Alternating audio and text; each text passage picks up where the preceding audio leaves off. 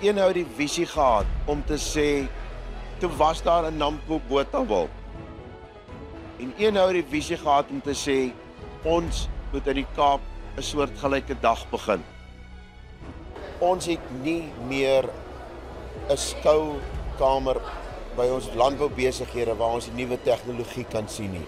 Ek is Henk Aghenbach, ek is die voorsitter van Nampo Kaap bestuurskomitee. Ons is 'n bestuursgroep wat saam met Graan Suid-Afrika Nampo Kaap aanbied op Bredasdorp.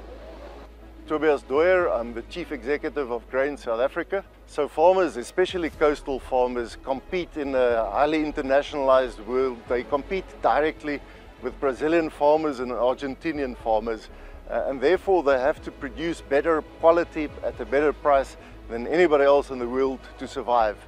And this is the premier event where they get together, compare different technology, talk to each other, talk to the best of the best suppliers, and decide, what are they going to invest, which resources, tractors, seed, whatever they're going to use to be on the competitive edge for the next season.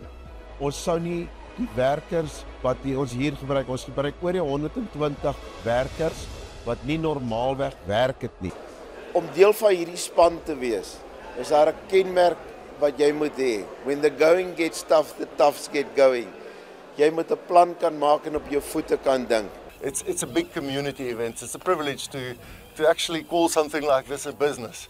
It's an expo. It's an experience. Wat vir my die trotsste maak om die voorsitter van die ding te wees, is wanneer ek hier uitstap en ek kom by 'n uitsteller en ek vra vir hom hoe het dit gegaan en hy sê vir my, ek het besigheid gedoen.